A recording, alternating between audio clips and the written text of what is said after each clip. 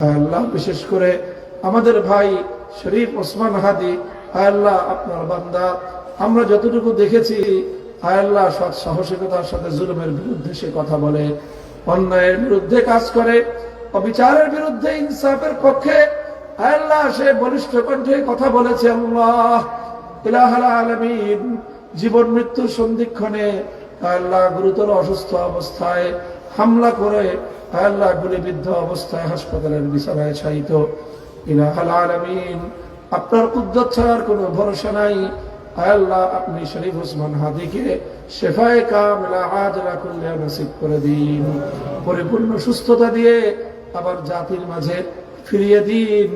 আল্লাহ দ্বীন এবং মিল্লাত জাতির খেদমতে ভূমিকা পালন করার তৌফিক এনায়েত ফরমান। আল্লাহ যারা দেশের মধ্যে মানুষের জন্য ক্ষতির কারণ হয়ে আছে আল্লাহ তাদের সকলকে আপনি হেদায়েত নসিব ফরমান। আল্লাহ হেদায়েত যাদের কপালে নাই আল্লাহ তাদেরকে সর্বতোভাবে আপনি নির্মূল করে দিন। আল্লাহ উম্মতকে আবার কোরআন সুন্নাতের পথে ফিরে আসার তৌফিক এনায়েত ফরমান।